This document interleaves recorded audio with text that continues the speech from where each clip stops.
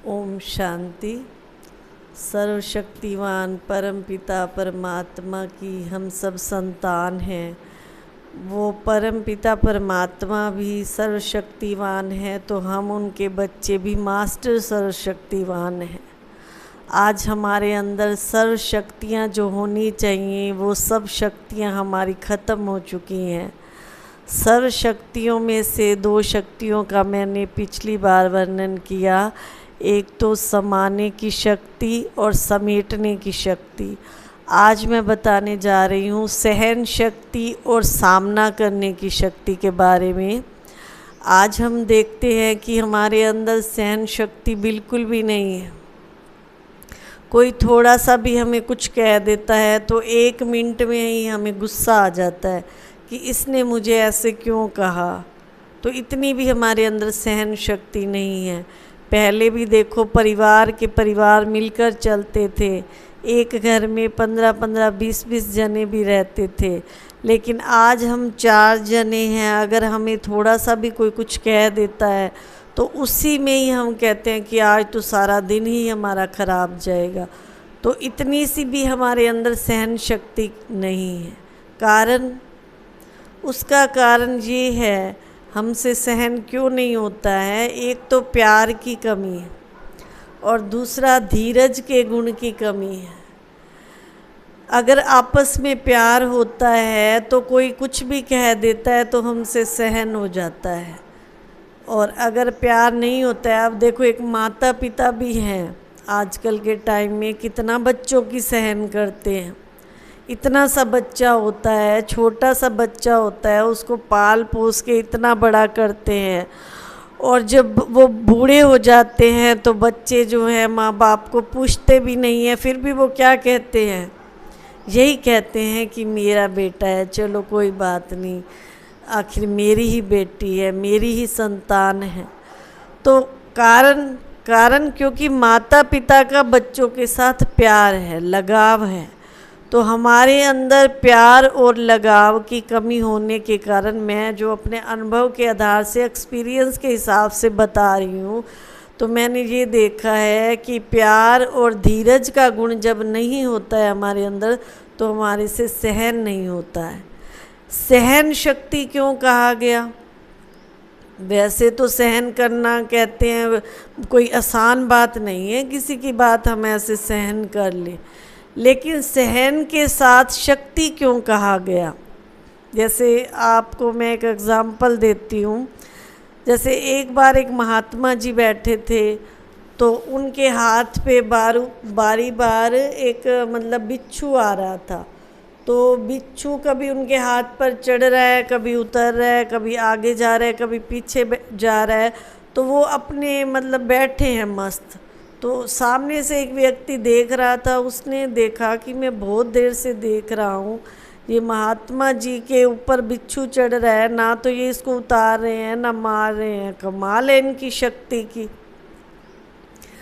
तो फिर थोड़ी देर बाद उस व्यक्ति ने उस महात्मा के पास जा कर के पूछा कि ये महात्मन, ये आपके ऊपर चढ़ रहा है, आप बिल्कुल हलचल में नहीं आए कि हाय ये मुझे मार डालेगा, ये मुझे ऐसे कुछ कर ना दे। तो उन्होंने कहा कि इसका स्वभाव है काटना और मेरा स्वभाव है इसको सहन करना। तो अपने अंदर इतनी शक्ति हो, चलो ये तो एक कहानी के तौर पे आ गया। हमारे जो संस्था के संस्थापक थे प्रजापिता ब्रह्मा बाबा, तो पहाड़ी इलाके माउंट आबू, वहाँ सांप बहुत आते थे। एक बार ब्रह्मा बाबा के सामने एक सांप आ गया तो हम भी डर जाते हैं। हम भी कोई ऐसी चीज़ हमारे सामने आ जाए तो हम डर जाते हैं। लेकिन जिसके आगे शक्ति होती है सामना करने की या सहन करने की, तो वो व्यक्ति क्या कर लेता है, उसका सामना भी कर लेता है और उसको सहन भी कर लेता है। तो बाबा कोई हलचल में नहीं आए, यहाँ तक कि ऐसे भी नहीं कहा सबको इकट्ठा करके भी सांप आया इसको मारो या कुछ। बाबा ने कहा देखो ये भगवान का बच्चा आया, इसके लिए दूध लाओ। तो देखो वो दूध लाए और वो सांप दूध पी के चला गया। तो कहने का भाव क्या है कि हमारे मन की शक्ति इतनी पावरफुल हो इतनी पावरफुल हो कि हम हर बात को सहन कर सके। तो उसके लिए मुख्य 2 बातें चाहिए। एक तो धीरज का गुण चाहिए और दूसरा प्यार चाहिए। प्यार में हम सब कुछ सहन कर सकते हैं। और जहाँ होएगी मतलब ऐसे कि ये हर समय मुझे डांटता रहता है, ये मेरे साथ ऐसे करता है, तो उसमें हमको क्या करना पड़ जाता है, फिर सहन करने की बजाय हम उनका सामना करने लग जाते हैं।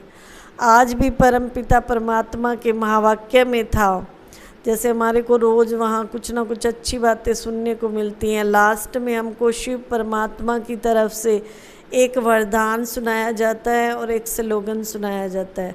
तो आज के स्लोगन में यही था कि मास्टर सर्वशक्तिवान वह है जो समय प्रमाण अपने हर गुण को, हर शक्ति को यूज़ करे।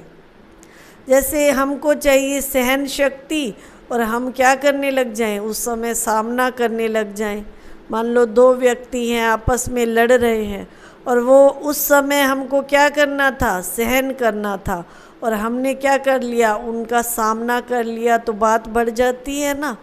तो इसीलिए परमात्मा कहते हैं अपनी शक्तियों को जगाओ। थोड़ी थोड़ी जो हमारी शक्तियां हैं उनको जैसे जैसे हम जगाएंगे उनको, तो वो हमारे अंदर धीरे धीरे आती जाएंगी। तो सहन शक्ति आएगी धीरज और प्यार से। जितना हम धीरज रखेंगे, कोई बात नहीं, अभी हम छोटे हैं ना, कोई बात नहीं, थोड़ा सा सहन कर लेते हैं।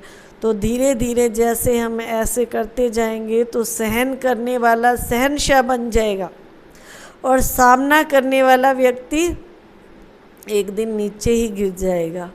पहली शक्ति हमारी थी समेटने की, दूसरी शक्ति थी समाने की, अभी तीसरी शक्ति बताई सहन करने की, और चौथी शक्ति है सामना करने की। सामना हमको किसका करना है?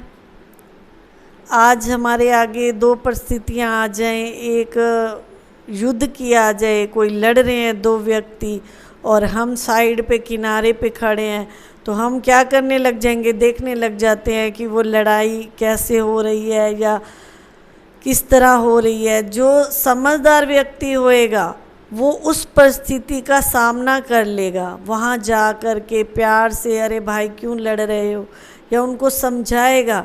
नहीं तो खुद ही क्या करने लग जाएगा। अगर कोई ऐसा वैसा व्यक्ति होएगा तो उनको लड़ाने में उनके साथ सहयोग करने लग जाएगा। चलो लड़ रहे हैं, मैं थोड़ा सा और क्या डाल दूं, उसमें घृत डाल दूं। तो सामना परमात्मा कहते, शिव पिता कहते परिस्थितियों का करना है। बड़ी से बड़ी परिस्थिति भी आ जाए, हमारे अंदर इतनी शक्ति हो उसका हम सामना कर सकें, ना कि हम क्या करने लग जाते हैं, सामना दूसरे व्यक्ति का करने लग जाते हैं। क्यों? मैं कोई उससे कमज़ोर थोड़ी हूँ, उसके साथ हम बराबरी करने लग जाते हैं। तो हमको ये देखना होता है कि कहाँ पर हमको सामना करना है, कहाँ पर हमको सहन करना है। तो हर शक्ति को हर जगह हमको कहाँ यूज़ करना है, ये हमें देखना होता है। जैसे तीसरी शक्ति आती है परखने की शक्ति। एक जोहरी होता है, उसको भी परख होती है कि सच्चा सोना कैसा है। ये सोना कोई उसके पास लेकर के जाए तो वो देखेगा कि सोना ये जो है खरा है या खराब है या खोटा है। तो ऐसे हमारे अंदर भी परख शक्ति इतनी हो कि अच्छाई क्या है और बुराई क्या है। इसमें हंस का भी मिसाल देते हैं। हंस देखो, हंस के आगे आप दूध और पानी रख दो तो वो दूध को अलग कर देगा और पानी को अलग कर देगा। तो उसमें इतनी शक्ति होती है परख करने की। तो मनुष्य के अंदर ही आज सर्व शक्तियाँ कम पड़ गई हैं। वो परख नहीं पाता है कि मेरे लिए अच्छा क्या है, बुरा क्या है। तो 3 शक्तियाँ जो हैं, पहली शक्ति सहन शक्ति, दूसरी शक्ति सामना करने की शक्ति, और उसके बाद आई परख शक्ति। परखने की शक्ति भी हमारे पास आज बहुत कम हो चुकी है। मनुष्य बुराइयों में क्यों गिर गया, पता भी है कि मेरे लिए ये गलत है, फिर भी उसको कर रहा है। कारण ये कि परख नहीं रहा है कि आगे चल कर के ये मेरे ऊपर कितना बुरा असर डालेगी। कोई भी बात है, मान लो एक एग्ज़ाम्पल है, अगर कोई ड्रिंक करता है तो उसको समझ भी है कि ये मेरे लिए बुरी चीज़ है, मुझे ये नहीं पीनी चाहिए, मेरे बच्चों पे क्या असर पड़ेगा, मेरे समाज पे इसका क्या असर पड़ेगा, लेकिन वो परख समझ भी है उसको कि ये गलत चीज़ है, फिर भी उसको ले रहा है, रोज़ ड्रिंक कर रहा है। तो जब हमारे अंदर परखने की शक्ति आ जाती है कि मेरे लिए अच्छा क्या है, बुरा क्या है, तो हम परख के हिसाब से बुरी चीज़ों को छोड़ते जाएंगे और अच्छी चीज़ों को अपनाते जाएंगे। अच्छा, ओम शांति। तो अभी मैं 5 शक्तियों के बारे में सुना चुकी हूँ। सबसे पहली शक्ति थी सामना करने की शक्ति, दूसरी थी समाने की शक्ति, तीसरी थी सहन शक्ति और चौथी शक्ति अभी मैंने परख शक्ति बताई और सामना करने की शक्ति। तो ये 5 शक्तियाँ बताई। अष्ट शक्तियाँ जो हैं हमारी मेन हैं, तो आगे मैं 3 शक्तियों के बारे में और बताऊंगी। ओम शांति।